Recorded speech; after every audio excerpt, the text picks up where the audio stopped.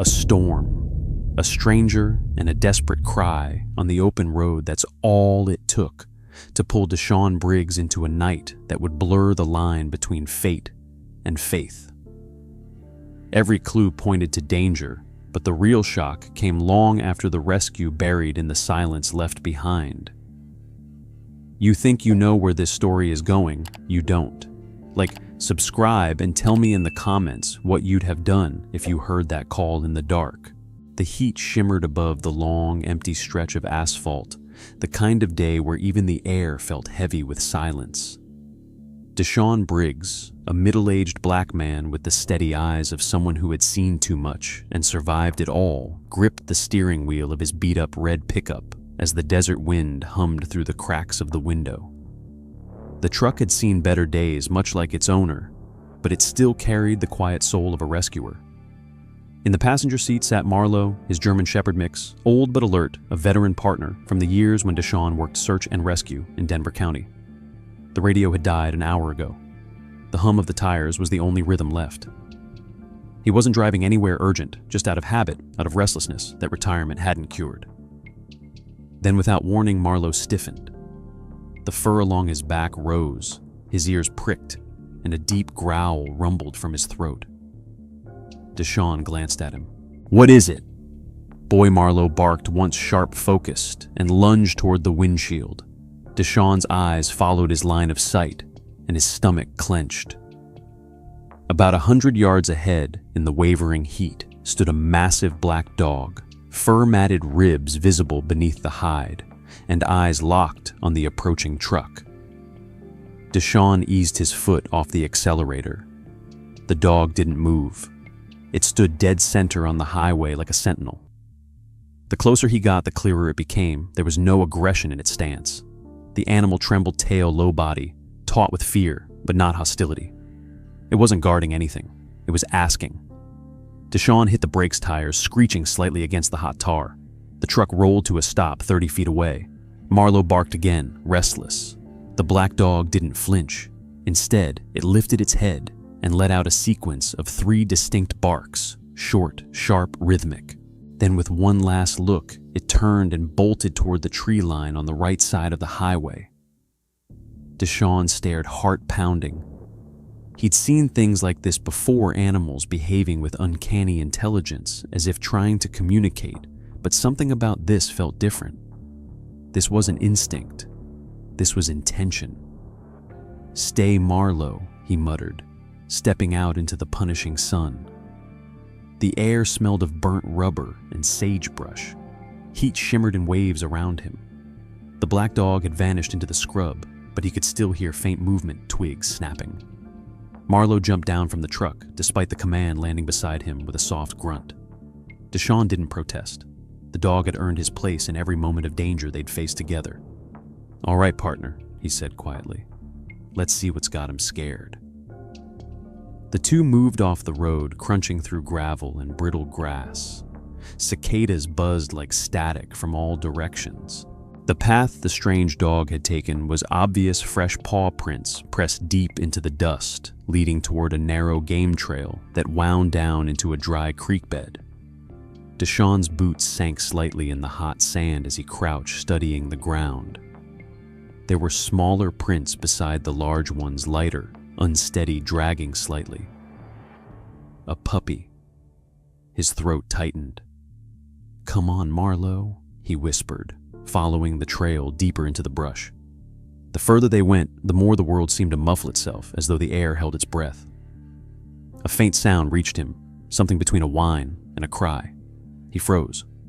Marlowe's ears flicked toward it, then he broke into a slow, deliberate trot. Deshaun followed. The sound came again, weaker now. When he pushed through the final patch of scrub, he saw it. A tiny puppy, brown, with white paws trapped under a fallen branch tangled in barbed wire. Its back leg was twisted, painfully bleeding where the wire bit deep. The black dog from the highway stood beside it, fanting hard eyes, wild with fear and hope. Deshaun's heart lurched. "Oh, you poor thing," he murmured. The black dog stepped forward, blocking him for a moment, body shaking.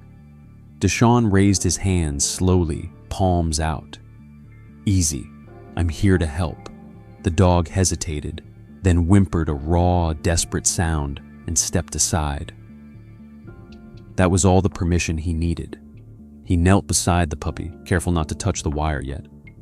It had been there a while. The flesh around it was swollen and raw.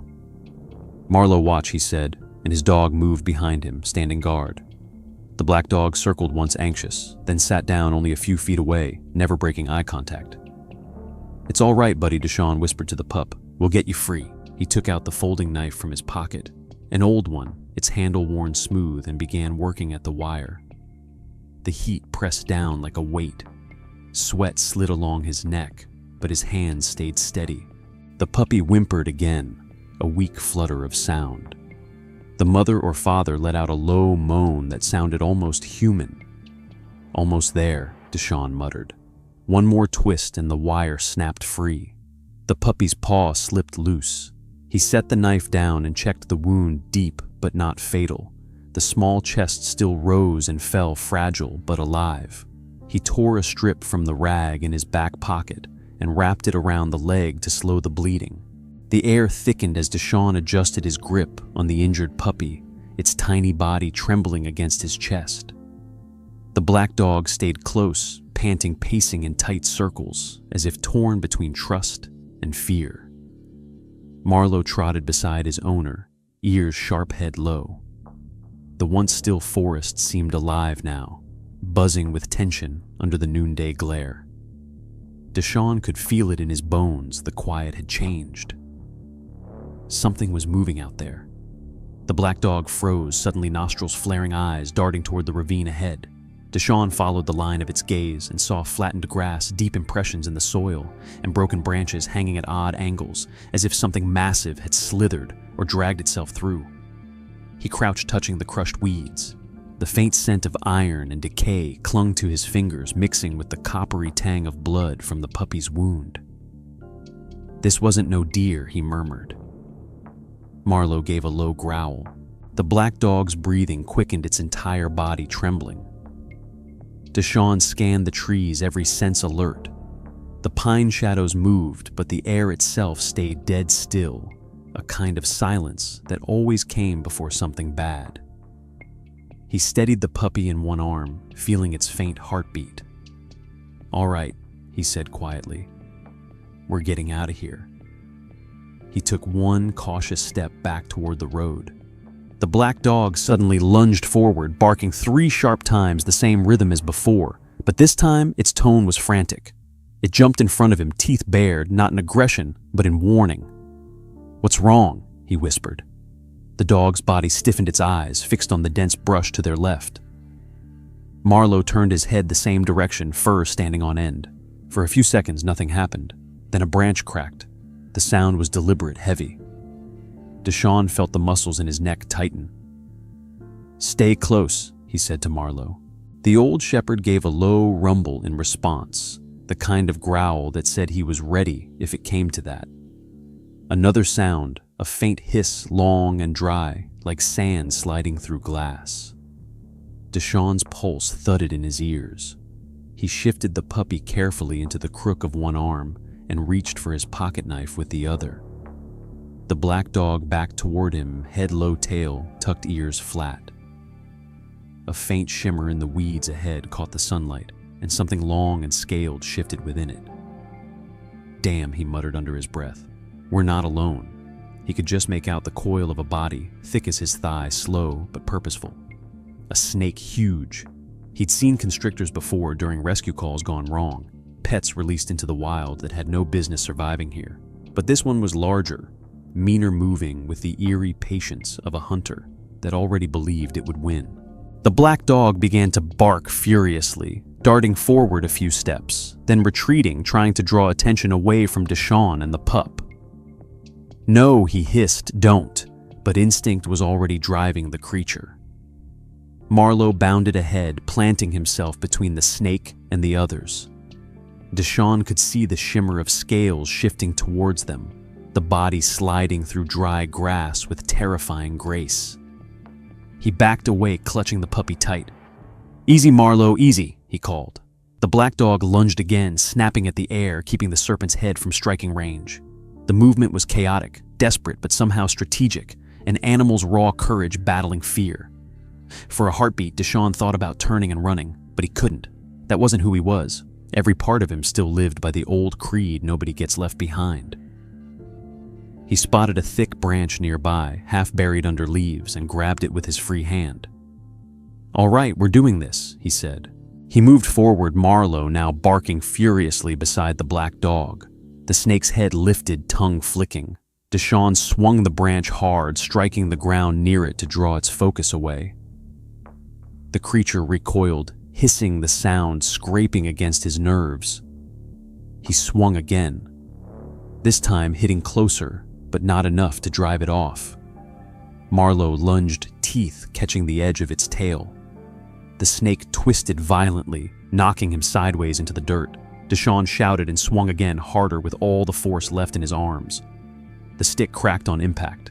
The snake recoiled deeper into the brush, thrashing, then vanished into the undergrowth, leaving a trail of torn grass and dust. The air fell still again. Only the sound of panting remained. The black dog's heavy breaths, Marlowe's low growl, and Deshawn's uneven exhale. He dropped the broken stick and crouched, checking Marlowe for injuries. A scrape along his side, but no blood. "Good boy," he whispered, patting his head. The old shepherd leaned against him for a moment, chest heaving. The black dog limped closer, muzzle brushing Deshawn's knee eyes, full of exhausted trust. He stroked its head briefly, then looked down at the puppy, who whimpered softly, but was still breathing.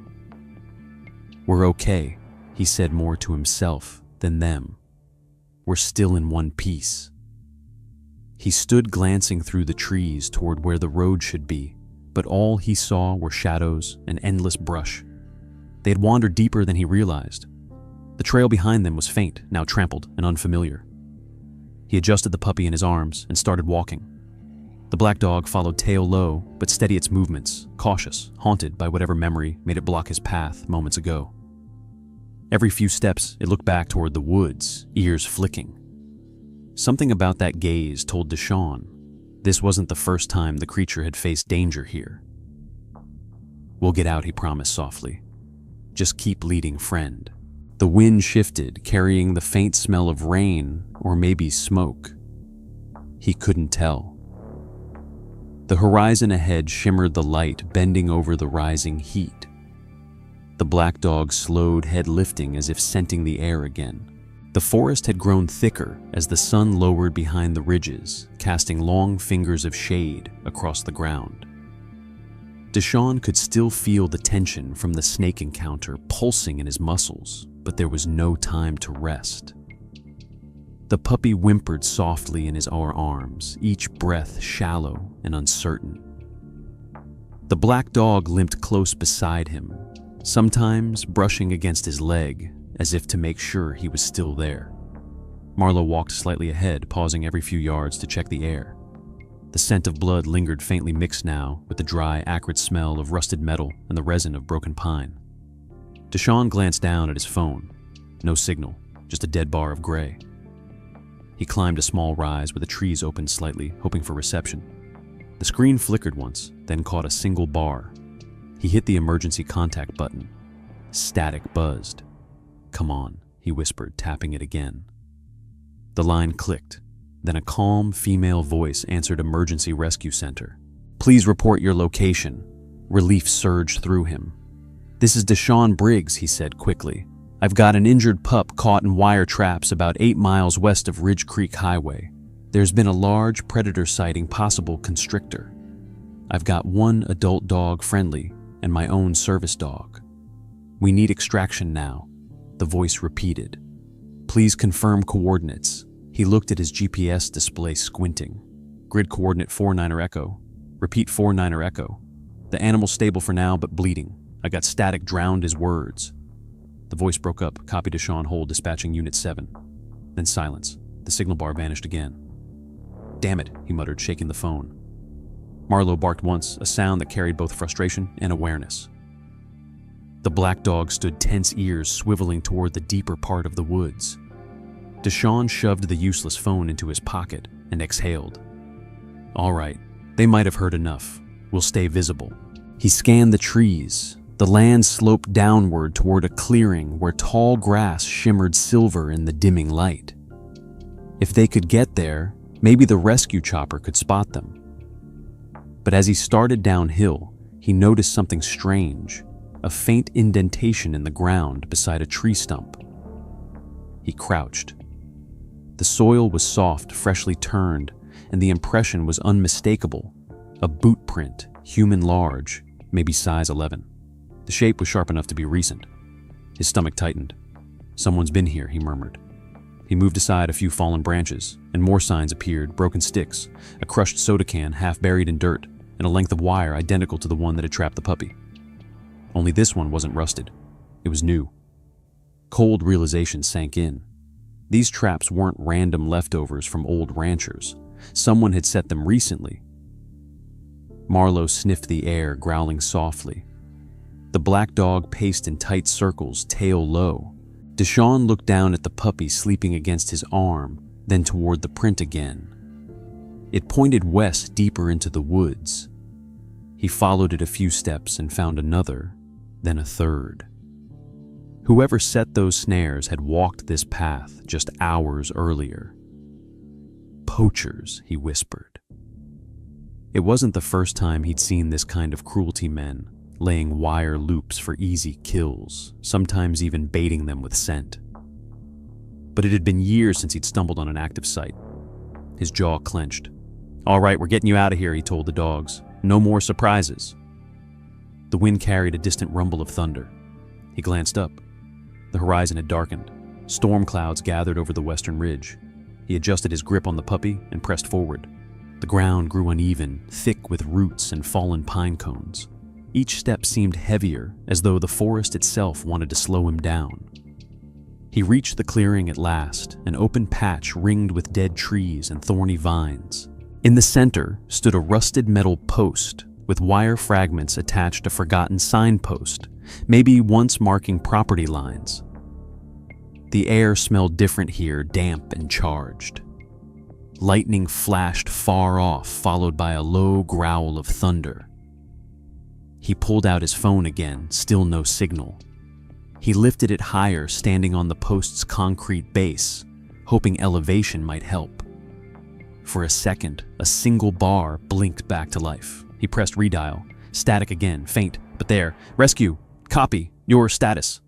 He spoke quickly, afraid the signal would die. Still on site. Storm moving in. We have one adult dog, one injured puppy, possible illegal traps. Need ground or air support. ASAP. The response was broken but audible. Received. Unit en route. Hold. Position. He sighed in relief. That's something he muttered. Marlowe barked softly, tail swishing once, as if understanding. Deshaun looked around, deciding where to take shelter if the rain broke. A cluster of rocks formed a shallow overhang nearby enough for cover. As he moved toward it, something metallic glinted in the grass. He bent down. Another snare. But this one was different, wider, heavier built to catch something larger. His pulse quickened. What the hell? He whispered. The black dog whined sharply, circling the trap. Deshaun inspected it closely and saw spots of fresh blood on the wire, dark still wet. He turned to look back toward the path they came from, eyes scanning the brush. Every instinct screamed that they weren't alone. The dog sensed it too. Both had gone silent, bodies tense. He reached for the branch he'd used earlier, gripping it like a makeshift staff. The first drops of rain began to fall, sizzling as they hit the hot soil. The thunder grew louder. He listened, waiting for any sign of movement, but only wind stirred the trees. We'll wait here, he said softly, more for himself than for them. He placed the puppy under the rocky ledge, layering it with his jacket to keep it dry. The black dog lay beside it, licking its small paw gently. Marlowe sat at the entrance, his body a silhouette against the flicker of lightning. Deshaun crouched near them, staring into the wet gloom, alert to every sound. He tried to shake off the unease crawling through his chest, but something about that human footprint wouldn't leave his mind. It wasn't just the fact that someone set traps, it was that the traps were still active. Someone was maintaining them, watching them. The rain came in hard, slapping against leaves, soaking the earth until the smell of wet soil filled the air like steam. Lightning flashed, lighting the clearing in short, violent bursts. Deshawn crouched near the rocky ledge where the puppy slept wrapped in his jacket. The black dog lay beside it, head on its paws, but its eyes stayed open, following every flicker of movement beyond the trees. Marlowe sat at the edge of the shelter, silent, rigid ears tilted forward. The crack of that earlier gunshot hadn't repeated, but silence in a storm could be worse than noise. It meant someone was moving, someone who knew how to hunt. Deshawn wiped the water from his face and listened. The wind howled through the trees, bending branches and sending leaves spiraling like shrapnel. Beneath it, faint but clear, came the sound of voices. 2 men, maybe 3, speaking low, but carrying between the thunderclaps. Down by the fence. Caught one this morning. Check the rest before dark. Deshawn's heart tightened. He pressed his back against the rock wall, signaling Marlowe with a slow hand gesture to stay still. The old dog froze instantly, his body sinking, lower eyes locked on the movement beyond the grass line. The voices drew nearer, accompanied by the faint metallic rattle of wire and the squelch of boots in mud. One man cursed under his breath. "Damn rain's gonna drown the trail." The other laughed, a coarse, humorless sound. "Ain't the trail I'm worried about. Those dogs been around again. Saw tracks by the traps. Dogs." The word hit like a warning. Deshawn's pulse quickened. These weren't casual hunters. They were the ones who set the snares, the ones who had left the puppy bleeding in wire. He glanced towards the black dog, who had lifted its head, now staring out into the darkness, its body trembling with quiet fury. Lightning flashed again, bright enough to illuminate 2 silhouettes moving between the trees. Both carried rifles slung over their shoulders. One of them held a flashlight, sweeping it over the ground. Deshawn ducked lower. He whispered barely above breath, "Stay down." The black dog ignored him, muscles coiling. A growl, soft but growing, escaped its throat. Marlowe's head turned sharply toward it, and for a second, the 2 dogs shared a look, one of mutual understanding and warning. The flashlight beam slid closer, cutting through the curtain of rain. It swept past a broken branch, then across the clearing, then closer still. It stopped right on the rocky ledge. "Hey," one man said, his voice sharper now. "You see that what jacket? There by the rocks." The beam steadied, locking onto the edge of Deshawn's red jacket where it covered the puppy. A pause, then the sound of a rifle bolt sliding back. Something's here. Deshawn's breath hitched. He moved slowly, gripping the branch he'd used earlier as a makeshift club, his knuckles white around the slick wood. The flashlight beam wavered, and one man stepped forward. "Could be a raccoon," the other muttered. "Could be that stray mutt again. If it's still around, I ain't letting it chew another snare." "Quiet," the first man snapped. "We'll flush it." He raised his gun. Deshawn didn't think. He lunged sideways, shouting, "Go." Marlowe erupted from the shadows, barking with a ferocity that shattered the storm's rhythm. The black dog leaped out at the same instant, a blur of motion and muscle.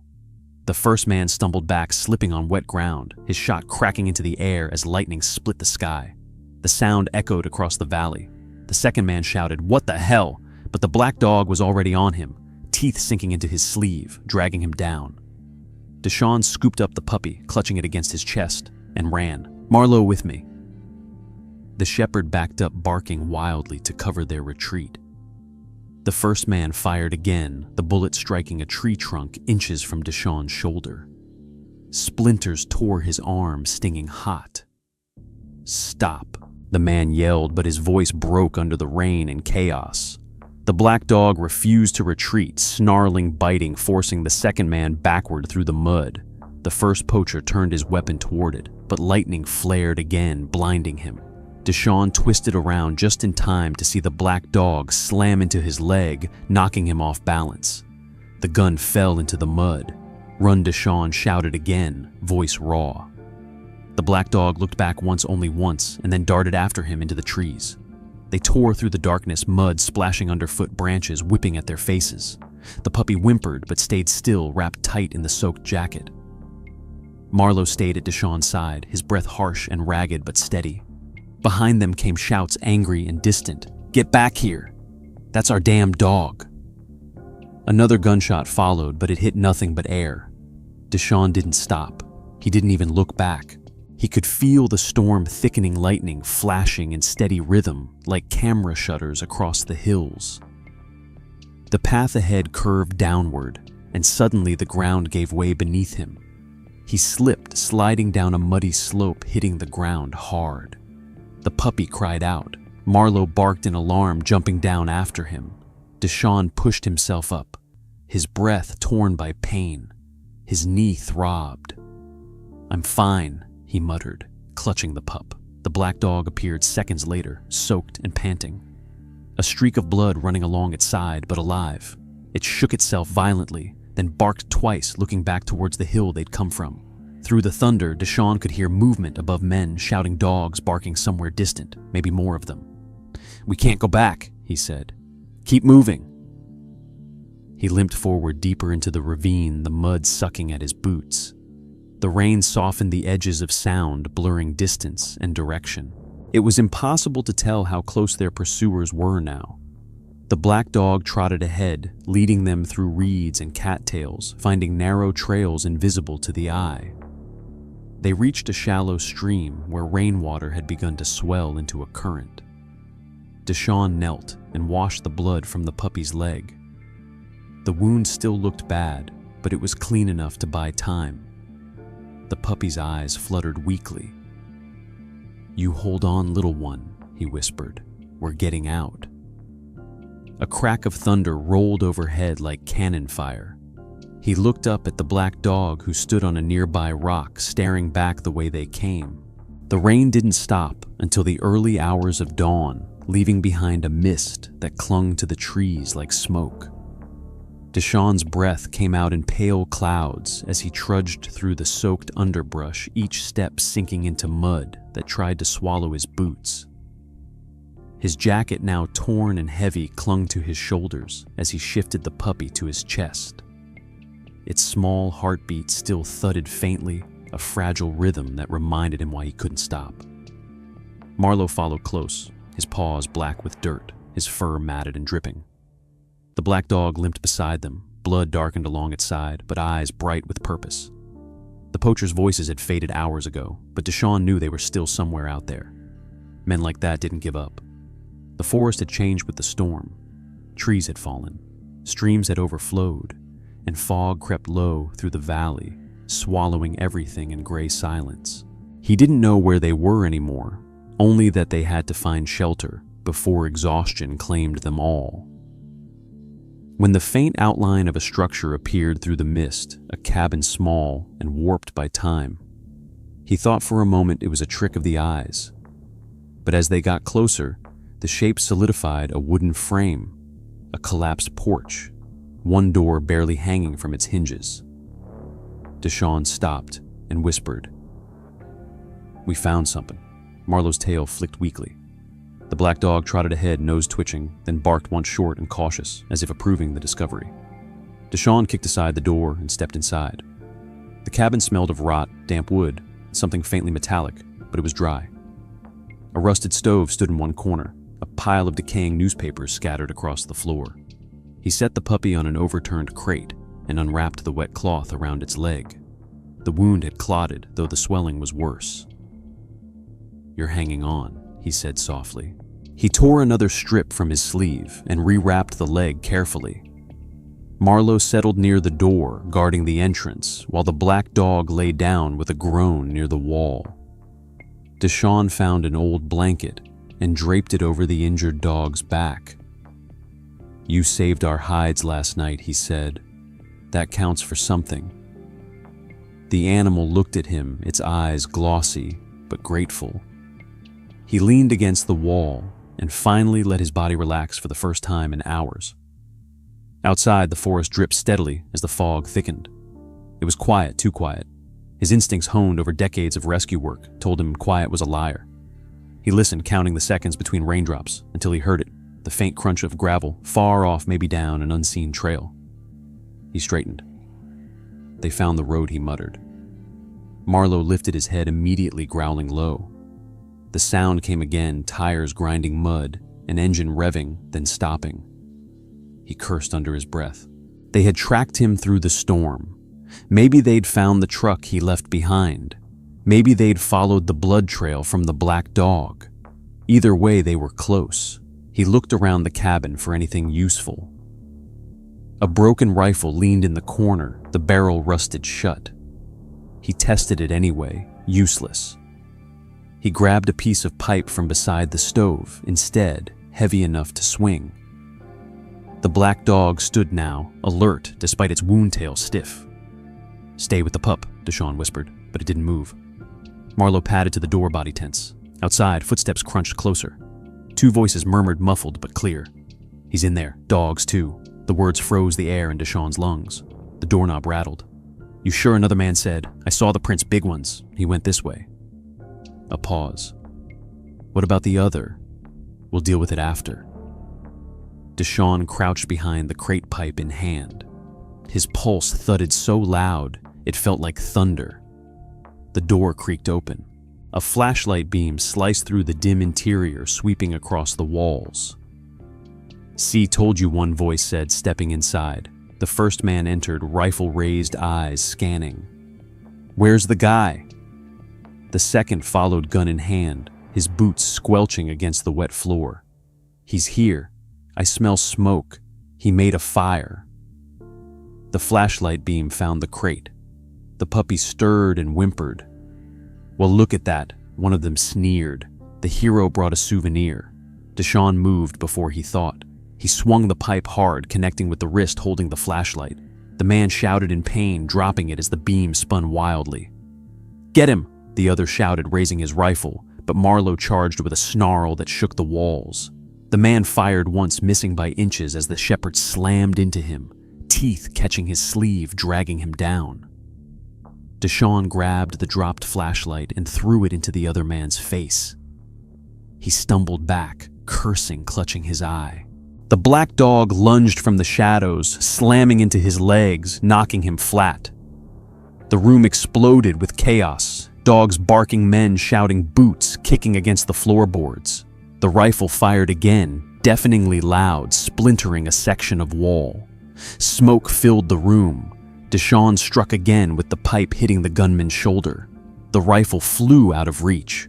Marlowe yanked the other man toward the corner, snarling. "Call them off!" the man screamed, voice high with panic. "Call them off, damn it!" Deshawn didn't. He pressed his boot down on the fallen rifle breath, ragged pipe raised. The black dog bared its teeth inches from the man's throat. The fight ended in seconds, but the noise lingered in the air like a wound. The first poacher groaned, clutching his arm. The second spat blood, glaring. "You don't know who you're messing with," he hissed. "You got no right out here. This is our land." Deshawn knelt beside him, pipe still in hand. "Then why is it filled with traps and dead things?" he shot back. "You call that yours?" The man sneered but didn't answer. Marlowe growled softly, his teeth stained with fabric and mud. "You'll get yourself killed over strays," the man said. "Ain't worth it." Deshawn looked toward the crate, where the puppy lay breathing the black dog, now standing protectively over it. "Everything's worth saving if it still fights to live," he said. The man laughed weakly. "You sound like some preacher." "No," Deshawn said quietly. "I sound like someone who's tired of watching good things die because no one cared enough to stop it." Lightning flashed again through the broken window. He tied the men's wrists with rope torn from the curtain tight enough to keep them there. "You're staying put until help comes," he said. The second man glared. "You think someone's coming for you." "I made the call," Deshawn said. "They'll find us." He didn't say how unsure he was of that. The poachers stayed silent. Outside, thunder rolled again deeper, now fading toward the horizon. The storm was breaking. For the first time, Deshawn allowed himself to sit. Marlowe leaned against him, exhausted. tea. The morning came gray and trembling with fog, still hanging like thin ghosts over the treetops. The forest steamed after the storm, every leaf dripping, every shadow slick with moisture. Deshawn sat on the floor beside the puppy, who slept with shallow breaths beneath the torn blanket. Marlowe lay near the doorway, ears twitching at every distant sound. The two restrained poachers sat propped against the far wall, wrists tied but eyes awake, waiting for any mistake they could use. The black dog stood by the window, tail still gaze fixed on the mist. Dawn brought silence, but not peace. Deshawn's phone, left charging through the last bit of his truck's portable battery, suddenly flickered. A single bar blinked, then stabilized. A voice crackled faintly through the static, distorted but human. "Rescue. Team 7. Copy." He lunged for it. "This is Deshawn Briggs. I have 2 suspects in custody and 3 dogs, 1 injured. Coordinates unknown, North Ridge old cabin. Send immediate evac." Static hissed again. Then came a clearer response. "Copy, Briggs. We tracked your last ping. ETA 20 minutes. Stay put. Officers inbound." Deshawn let out a long breath that felt like release after a night of holding air underwater. Marlowe barked once, as if he too understood. "You hear that?" he said to the men. "You're done." One of the poachers smirked, his teeth showing through a split lip. "You think they'll find you before I get loose?" Deshawn ignored him. He checked the puppy's bandage, changing the cloth, with fresh strips torn from his shirt. The black dog paced restless now, as if sensing that something was building beyond the silence. The minutes passed, heavy and slow. Then came the distant sound of engines again, and different this time, cleaner official. Deshawn stood peering through the window. Headlights glowed faintly through the fog, winding down a dirt path that hadn't seen use in years. "They made it," he whispered. Relief flooded his chest, warm and fragile. But then movement flickered from the corner of his eye. The first poacher, the one with the cut wrist, had shifted subtly closer to his partner. His tied hands twisted behind his back, working against the frayed rope Deshawn had torn from the curtains. Before Deshawn could cross the room, the man grunted and yanked hard. The rope snapped. He surged forward, knocking over the crate with his shoulders, grabbing the broken rifle Deshawn had discarded earlier. "Don't move," he shouted. Deshawn froze. Marlowe growled low and deep, but one motion from the man's hand kept him back. The poacher pointed the gun, the cracked barrel glinting in the dim light. "You call for help, old man. Guess we'll greet them ourselves." The second poacher laughed bitterly. "Told you he ain't smart enough to keep us tied." The black dog barked once, sharp and sudden. The man turned the barrel toward it, sneering. "Shut up, mutt. Put the gun down," Deshawn said, voice steady. "You'll only make this worse." "Worse," the man spat. "You think I'm going back to prison over a dog? You don't know who I am." "Don't care," Deshawn said. "You hurt that animal and you'll wish you did." The man took a step forward. The door behind them creaked. Outside, the sound of engines grew louder, tires crunching gravel. The poacher's eyes darted toward the sound, panic flashing across his face. "They're here," he hissed. "You tell them to stop or I shoot." Deshawn stood still, hands half raised. "They'll see your rifle before they see me. You won't last 5 seconds. Then 5 seconds is all I need," he shouted. The black dog growled louder, now teeth bared, shoulders squared despite its limp. Its eyes never left the man's hands. Marlowe's body tensed, muscles coiled, waiting for a signal. Deshawn's heart pounded so hard he could hear it over the engines. Then, as if the moment had been waiting for lightning again, everything happened at once. The door burst open, a flash of uniforms and shouts. "State rescue, drop your weapon." The poacher spun toward the doorway and fired. The shot went wild, splintering wood. One of the officers ducked behind the frame, shouting commands. Deshawn dove sideways, dragging the crate over the puppy. The black dog lunged. The gun fired again, a deafening crack that seemed to tear the world in half. The bullet struck the wall behind Deshawn, and the black dog slammed into the gunman, knocking him flat. The weapon clattered to the floor. The dog bit down hard on his arm, snarling, its body shaking with exhaustion and pain. The man screamed, trying to wrench free. "Get it off me!" "Shoot it!" Another officer stormed in, kicking the weapon aside. But before he could reach them, the second poacher, still bound, but mobile, crawled for a knife hidden in his boot. He lunged upward, blade flashing.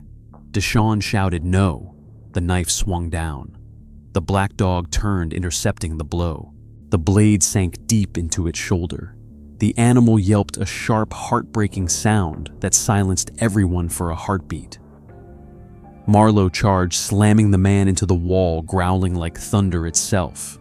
The officers subdued him, quickly forcing him down, handcuffing both men in the chaos. Deshawn crawled to the black dog, who lay trembling, breath coming in short bursts. "No, no, no," he whispered, pressing his hands against the wound. "Stay with me, buddy." The dog's eyes met his calm, almost peaceful now. Blood stained the floor beneath them. The puppy whimpered from the crate. Marlowe lay beside the dog, licking its muzzle gently, whining low, as if begging it not to go. One of the officers knelt beside Deshawn, medical kit in hand. "We've got pressure gauze," she said. "Move your hands." He obeyed, but the dog's breathing was already slowing. The officer worked fast, wrapping the wound, checking the pulse. Her eyes softened. "He's fading." Deshawn clenched his jaw, staring down at the animal that had saved him twice in one night. "You hold on, boy," he said, voice breaking. "You earned your place in the light." The black dog's chest rose once more, then stilled. The forest outside was quiet now, except for the faint hum of engines and the distant crackle of radios. Rain began again, soft, merciful, washing the blood into the floorboards. The officer touched his shoulder. "We need to move. Helicopter's inbound." Deshawn nodded, though his hands wouldn't leave the dog's fur. "We take him too," he said quietly. "He goes with us." She hesitated, then nodded. "Yes, sir." They lifted the puppy and placed it in a carrier, wrapping it warm in a towel. Marlowe followed silently, his eyes never leaving the body of the black dog. As they stepped out into the clearing, the sun broke faintly through the fog. The rescue helicopter descended its blades, slicing the mist into ribbons. Deshawn turned once, looking back at the cabin, a crooked shape against the pale light, holding the ghosts of the night before. He felt the ache in his leg, the sting of exhaustion, but beneath it all, a deep, steady pride. The men who had caused so much pain were bound and silent in the dirt. Justice, at least for now, had a shape. He climbed aboard the helicopter, the wind whipping through his hair. The helicopter sliced through a veil of fading storm clouds as it carried Deshawn Marlowe and the rescue team toward the nearest field station. Wind whipped against the fuselage, carrying with it the scent of rain and pine. The medics worked quickly, checking the puppy's vitals, whispering instructions over the roar of the rotors. Deshawn sat motionless, staring out the small window, his hand resting on Marlowe's head. His eyes burned not from the wind, but from the weight of what had been left behind. The black dog's body was secured in a tarp below, strapped gently beside the stretcher compartment. Every vibration of the helicopter echoed in his chest, each thud of the blades a reminder of the heartbeat that had stopped so he and the others could still breathe. The radio crackled as the pilot called ahead. "Field Station Delta, this is Unit 7 inbound. We have 1 injured canine, 1 deceased, and 2 human detainees over." The response came quick, professional, sterile. "Copy Unit 7. Medbay prepped. Landing pad clear." The words sounded clean, detached, too simple for what had been lost. The helicopter touched down 20 minutes later in a clearing carved between the mountains. The rotors slowed, the engine hum fading into a faint metallic tick. Deshawn stepped out first, boots sinking into the wet soil. Marlowe followed, tail low, ears pinned. The medics lifted the puppy out in a carrier wrapped in white gauze and trembling faintly. "Keep it stable," one shouted, heart rate dropping. Deshawn followed them inside his steps, automatic mind fogged. The interior of the field station smelled of disinfectant and coffee, a jarring contrast to the raw earth and rain he had breathed for days. They placed the puppy on a steel examination table under bright fluorescent light. Tubes connected to its leg, a small oxygen mask over its muzzle. A monitor beeped faintly erratic, faltering. "BP's crashing," said one of the techs. Another leaned over, fingers pressing the tiny chest with gentle precision. Starting compressions. Deshawn stood against the wall, fists clenched. The rhythm of those compressions was too familiar, too human. He had done the same on disaster calls, pressing on broken bodies that didn't always come back. He whispered under his breath, "Not this one. Not after all that." Marlowe sat beside him, head bowed, watching silently. The monitor beeped again, then flatlined. A straight, continuous tone filled the room, thin and merciless. "We're losing it," said the medic. "Prepare EPI."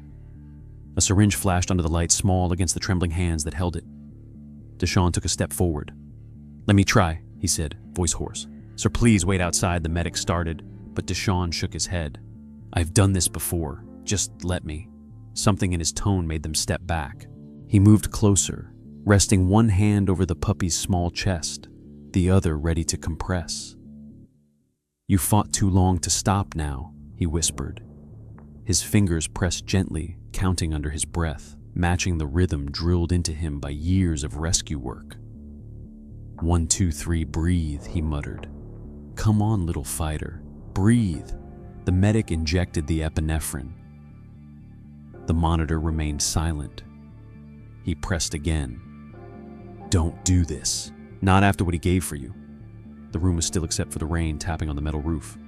A minute passed, then 2. The medic lowered her head slightly.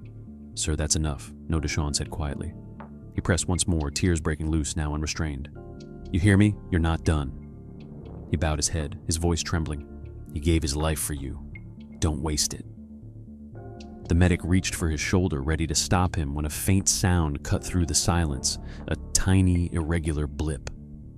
Everyone froze. The monitor flickered.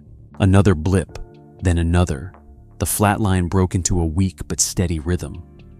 The medic gasped, turning toward the screen. "We've got a pulse." Deshawn looked up, breath-catching. The puppy shuddered once its paw twitching beneath the gauze. "Increase oxygen flow," another tech ordered. The beep grew steadier. Deshawn exhaled shakily, wiping at his face. Marlowe barked softly, one short sound that felt like relief itself. The medic smiled. "You did it. It's coming back," No Deshawn said quietly. He did. He looked toward the open hangar door, where the sound of rain still carried faintly from outside, and for a moment he imagined the black dog standing there soaked proud, watching. The techs continued stabilizing the pup, attaching new monitors, adjusting fluids. The little body rose and fell with shallow but certain breaths. "BP climbing. Heart rate steady," one of them said. "He's not out of the woods yet, but he's fighting." Deshawn nodded slowly. "That's all we can ask for." He turned toward the doorway. Through the glass panel, he could see the officers unloading the prisoners into a transport vehicle, their faces pale under the floodlights. One of them looked up, meeting his gaze for a second. There was no defiance, left only fear. Justice Deshawn thought wasn't always loud. Sometimes it just meant seeing the light touch what had been dark too long. He walked outside as the medics continued their work. The air was cold but clean. The storm had finally broken. Beyond the landing pad, he saw the tarp laid across a metal gurney, the black dog beneath it. The rescue captain approached, hat in hand. "We'll send him to the sanctuary unit," she said quietly. "They'll handle him with care." "He's got a name now," Deshawn said. "Call him Echo." The captain nodded, eyes soft. "That's fitting." Deshawn crouched beside the covered form and rested a hand on it. "You brought him back," he murmured. "You really did." Marlowe stood beside him, silent, his wet fur shining under the hangar light. The wind carried a low hum through the trees, and Deshawn thought he heard a bark far off in the hills, faint like memory itself. When he returned to the medbay, the puppy was awake, blinking weakly under the lamp. Its heart monitor beeped with a steady rhythm, now no longer fragile. One of the medics smiled. "He's a tough little thing." Deshaun reached out, letting the puppy sniff his hand. It pressed its nose against his palm, a tiny gesture of trust, and in that touch, he felt the weight of every moment that had led here, the chase, the storm, the sacrifice. The pulse under his fingertips was more than survival. It was a promise that something good had endured. He sat beside Marlowe on the cold floor, exhaling at last. Outside, the morning turned brighter sunlight, spilling through the clouds, painting the wet ground gold. The rescue chopper idled nearby, ready for transport to the city shelter. The sun hovered weakly behind drifting clouds as the helicopter settled on the tarmac of the main rescue facility, its blades slowing to a low mechanical sigh. Deshaun stepped down, carrying the puppy against his chest, its tiny frame warm and trembling, while Marlowe followed close behind, limping slightly from exhaustion. The captain met them halfway across the landing zone, clipboard in hand, her eyes both respectful and cautious. "You did good work out there," she said. "The pup's stable, the men are in custody, and your dog's cleared for recovery." She hesitated before finishing. "About the other one?" Deshaun froze mid-step, his eyes narrowing slightly. "What about him?" The captain exhaled, slowly lowering her clipboard. "Regulations say we can't transport deceased wildlife past state lines. Quarantine rules. The animal has to be buried within containment range of the rescue perimeter." Her voice softened. "I'm sorry, Deshaun. I know he wasn't just any stray." The words hit him heavier than he expected. He nodded silent for a moment, then asked, where she pointed toward the far end of the ridge where the tree line broke against the horizon. "There's a meadow, quiet. Most teams bury lost service dogs there. It's peaceful ground." Deshaun looked down at the bundle in his arms, the living proof of that dog's final act, and nodded once. "That'll do." Hours later, after the formal reports, photographs, and statements, Deshaun walked out alone into the open meadow behind the compound. The air was cooler here, touched by the scent of cedar and distant rain. The grass bent low under the breeze, whispering in tones that almost felt like language. He carried the tarp-wrapped body in his arms, its weight both heavy and sacred. Marlowe followed at his heel, walking slowly, every movement deliberate. The puppy, now fitted with a soft splint around its injured leg, trotted behind with uneven steps, guided gently by one of the medics until it refused to stay back and wriggled free. The sun dipped low, staining the horizon orange and gold. Deshaun reached the edge of the clearing and set the tarp down beside a small mound of freshly turned soil. Someone from the rescue unit had already prepared it, a simple grave marked by a flat stone. He knelt, brushing his hand over the earth, feeling its coolness against his skin. For a moment, he didn't move. The world seemed to hold its breath with him. "You did your part," he said softly. "You saved what you came to save." His voice cracked on the last word. He swallowed, forcing steadiness back into it. "I didn't even know your name till I gave you one, but maybe that's how it works. Maybe the world waits for someone to see what it lost before it lets it rest." He opened the tarp carefully. The black dog lay still, fur-matted and damp, the wound already cleaned and stitched by the team. The peaceful expression on its face made it look as if it had only stopped for a moment's rest. Deshaun brushed the fur, once his thumb tracing the faint gray streak that ran from its ear to its jaw. "Echo," he whispered. "You earned it." He lowered the body into the grave, his movements slow and deliberate, refusing to rush what felt sacred.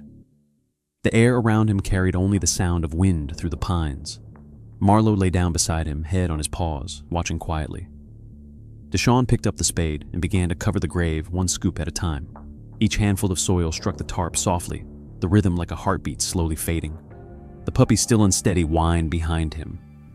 "It's all right," he murmured without turning. "He's not gone, just sleeping now." When the hole was nearly filled, Deshaun stopped. The puppy had moved closer, dragging its injured leg through the grass until it reached the edge of the grave.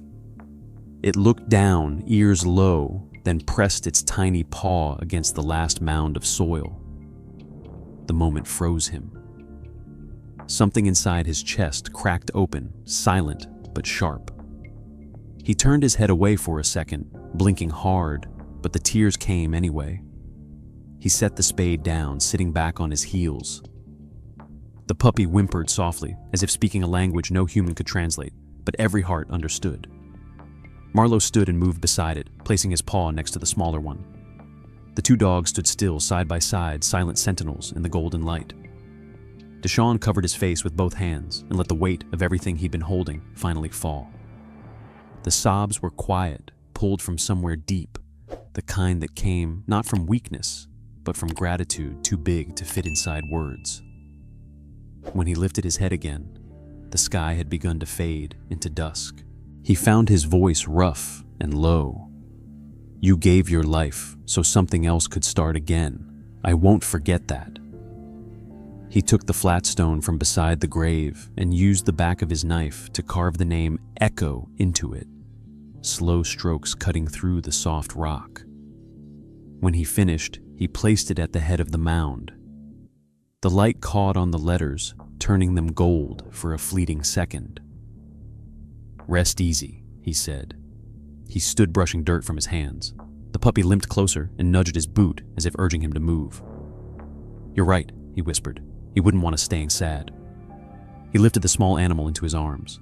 The pup's heartbeat thumped faintly against his chest, alive and steady. Marlowe followed as they walked back toward the compound, the path glowing faintly under the last light of day. Behind them, the meadow grew quiet again, the wind softening the world, tucking the grave into its silence. When they reached the fence line, the rescue captain waited. "Finished?" she asked softly. "Yeah," he said. "He's home now." She nodded. "The pup's strong. You saving it, well, that's not something that happens every day." Deshawn looked down at the small face peeking from his jacket. "It wasn't me," he said. "It was him. I just helped finish what he started." The captain smiled faintly. "Then maybe that's how saving works." The sky above turned deep purple stars, beginning to burn through the remnants of storm clouds. Deshawn paused one last time before stepping inside the gate, turning his head toward the forest. In the distance, a breeze rustled through the trees, bending the grass in a gentle wave across the meadow where Echo lay. For an instant, it sounded like the faint bark of a dog carried by the wind. He smiled through the ache in his throat. "Good night, Echo," he whispered. "We'll see you at sunrise." Then he walked on his silhouette, fading into the lights of the compound, the puppy cradled close to his heart, Marlowe at his side, and the world finally quiet enough to let a man grieve without breaking. The weeks passed quietly, as though the forest itself had chosen to rest after what it had witnessed. The news cycle had long since moved on, and the world continued its endless hum. But for Deshawn, Briggs' time had slowed to the rhythm of small, ordinary things, feeding the pup every morning, walking Marlowe along the ridge behind his cabin, and listening to the wind slide through the tall grass where memory never stopped breathing. The rescue center had taken care of the final paperwork. The two men responsible were handed over to federal authorities. Yet when the envelope arrived one gray morning, stamped with the seal of the court, it carried the kind of emptiness that made his stomach drop before he even opened it. Inside was a letter printed in language so cold and clinical it almost mocked the suffering that came before it. Due to insufficient physical evidence and procedural inconsistencies, both defendants have been released pending appeal. He read it twice, not because he didn't understand, but because his mind refused to accept that justice could vanish so easily.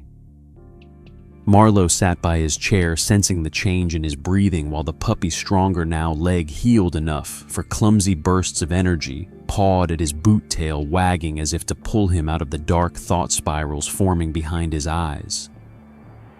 He set the paper down slowly, running a hand over his face. "They walk free," he murmured, "after everything." The room felt smaller, the silence pressing against him. He glanced towards the door, where the morning light pooled faintly across the floor. The mountain waited outside, patient and unchanged, indifferent to what people did beneath it.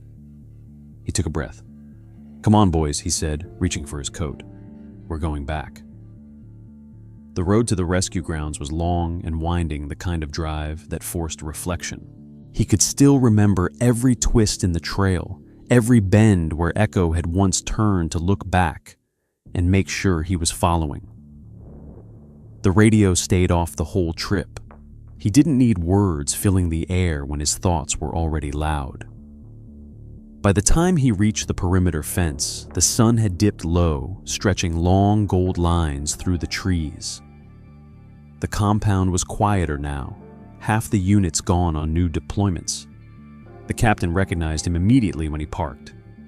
"Didn't expect to see you back so soon," she said, smiling gently. "Thought you'd had your fill of these mountains." "I had," he said, "but I left something here I'm not done with." She nodded, understanding more than his words gave away. "Grave's been kept clean. We clear the meadow every few weeks. I'll find it," he said. "Don't wait for me."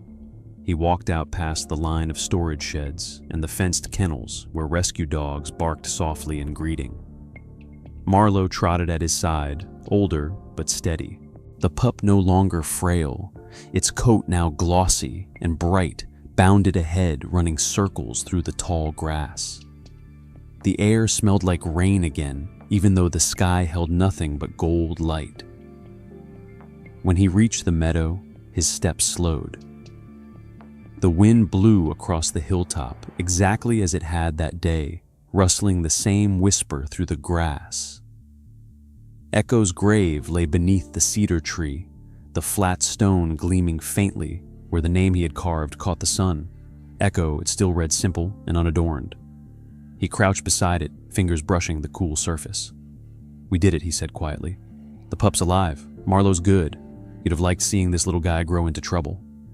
He smiled faintly, but it didn't hold long. "They let those men go," he added. "Said there wasn't enough proof. I guess some things don't change even after all the fighting." The words hung heavy in the still air. For a long moment he didn't move. Then the puppy barked once and began digging at the edge of the mound. "Hey," he said softly, "don't do that."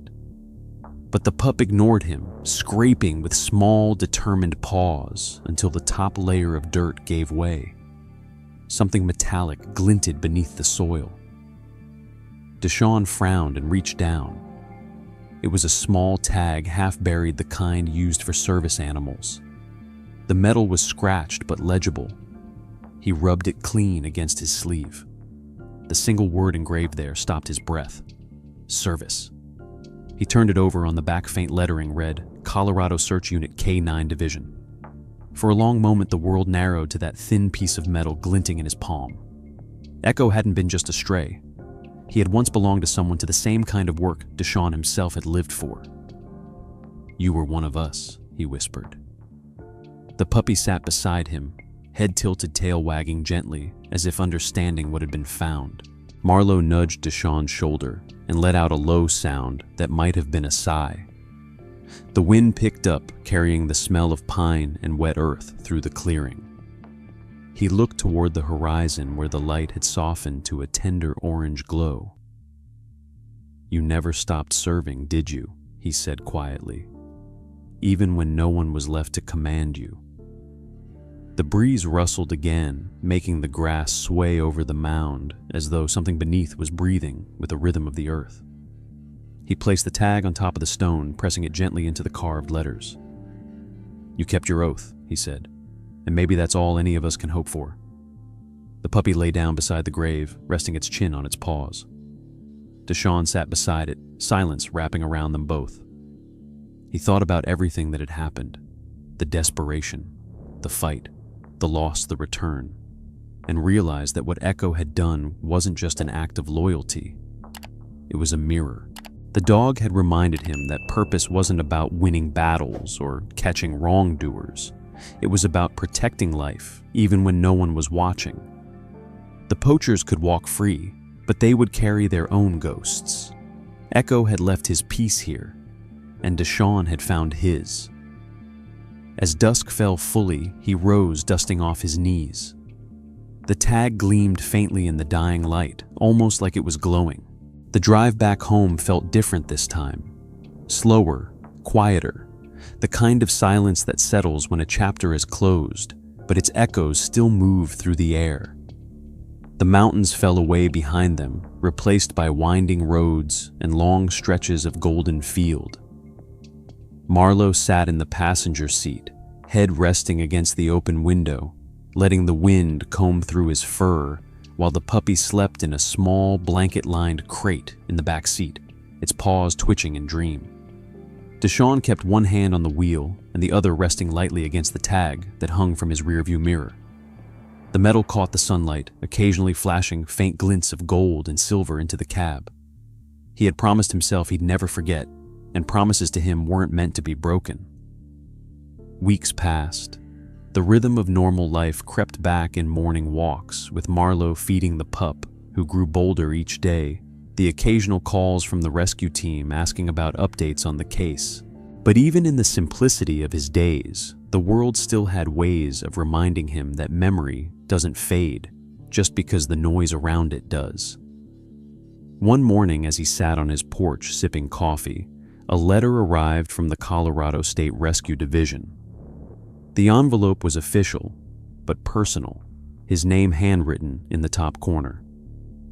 Inside was a folded note with a single sentence written in tidy script. "We found him." Beneath it was a photocopy of a report dated 12 years earlier. K9 unit report, Echo Black Shepherd mix, lost in the field during a mountain landslide near Ridge Creek, presumed deceased. The note continued, "Your discovery of the tag allowed us to cross-match the microchip. Echo belonged to Officer Hannah Reyes, retired, currently living in Pueblo. She's been notified. She wanted us to tell you thank you for bringing her partner home." Deshawn's hands trembled slightly as he read the last line. The words blurred under a film of emotion he hadn't expected. He leaned back in his chair, staring at the open sky. "You were working all this time," he said softly. "Still serving." The puppy, now stronger and restless, bounded up the steps, tail wagging wildly. It carried one of Marlowe's old tennis balls in its mouth and dropped it at his feet, letting out a sharp bark that felt both impatient and joyful. Marlowe followed behind, slower now, but still smiling in that quiet dog way that holds both wisdom and peace. Deshawn bent down and rubbed both their heads. "You two are trouble," he said. But there was warmth in his tone, the kind that grows only when grief finally becomes gratitude. That night he sat at his workbench in the garage, the smell of oil and sawdust mixing with the faint mountain breeze coming through the open door. He set the tag on the table beside a small wooden box he had carved earlier that day. The lid was engraved with a single word, "Legacy." Inside, he placed the tag, a small photo of Echo's grave, and a note that simply read, "Some heroes never wear uniforms. Some never need to." He closed the lid and ran a hand across the smooth wood, feeling its grain like the heartbeat of memory itself. The days stretched into another month. The puppy learned fast, quicker than any dog he had trained before. It followed commands with precision, eyes bright with curiosity, instincts sharp as if molded from something older than itself. Marlowe watched patiently, stepping in when the young one became too playful or distracted, almost like a mentor passing down lessons that didn't need words. Deshawn found himself on the training field again one morning, holding a whistle between his teeth, watching the pup sprint through a mock debris course they'd built behind his house. The whistle blew one stop. The pup halted immediately, turning back for the next command. "Search," Deshawn called. The pup barked once and darted forward, nose to the ground, finding the hidden toy under a pile of broken boards within seconds. "Good job," he said, tossing it a treat. Marlowe barked approvingly from the porch. The sunlight caught Deshawn's face just right, highlighting the faint smile that had returned after so long. When the day's session ended, he sat under the tree behind the house, the two dogs lying beside him, panting softly. He looked out toward the horizon where the last traces of gold filtered through thin clouds. "You'd be proud of this one, Echo," he said quietly. "He's got your drive, same stubborn heart." The wind blew, gently rustling the leaves above, and he felt a strange warmth settle through him, as if something unseen was acknowledging the words. The next morning he received another letter. This one from Officer Hannah Reyes herself. The handwriting was older, but steady. "Mr. Briggs," it began, "I wanted to thank you for what you did. Echo saved my life more times than I can count. When we lost him in that landslide, I thought that chapter of my life was over. But knowing he died doing what he was born to do, it gives me peace. You gave him the dignity he deserved. Take care of the pup. That's how legacies live on." Deshawn folded the letter carefully, placing it in the same wooden box where the tag rested. Later that evening, he took Marlo and the puppy, now officially named Echo Jr., back up to the ridge one last time. The meadow was exactly as he remembered it, tall grass wind whispering the grave under the cedar glowing faintly in the twilight. He knelt by the stone, resting a hand on it. "You were never lost," he said softly. "You were just waiting to be found again." The puppy sat beside him, head tilted, then barked twice, one sharp, one low, the exact rhythm Echo had once used to call for help. The sound hit Deshawn like an invisible wave, lifting something heavy from his heart. He smiled, tears blurring the line between sky and earth. "Yeah," he whispered, "I hear you." The sun dipped, turning the world to silver and blue. He stayed there for a while, letting the wind move through the grass, listening to the faint heartbeat of the land around him. When he finally stood, the stars had begun to rise. Marlo pressed against his leg, and Echo Jr. trotted ahead down the path, leading the way home. As they walked, Deshawn thought about everything: the storm, the loss, the miracle, the pulse, the farewell, and now this moment of quiet understanding. Life, he realized, wasn't about the rescues that made headlines or the medals on uniforms. It was about the silent ones, the living things that refused to give up even when no one was watching. Some stories never ended because they weren't meant to. They just kept passing from one heartbeat to another, like an old song echoing through the years. When he reached the truck, he looked back once more toward the meadow, where the wind bent the grass in slow waves that looked almost like breathing. "Rest easy, partner," he said. "We'll keep the light on." He started the engine. The headlights cutting through the darkness, the two dogs settled beside him, one old and wise, the other new and full of promise. And as the road unwound before them, the night sky stretched wide and forgiving, carrying with it the unseen rhythm of three hearts beating in time, one that had stopped, one that still guided, and one just beginning to learn what it meant to save. The end. If this story moved, you make sure to like, subscribe, and share it so more people can feel its message. Tell me in the comments what part of Echo's journey hit you hardest, and where in the world are you watching from? I'd love to read your thoughts below.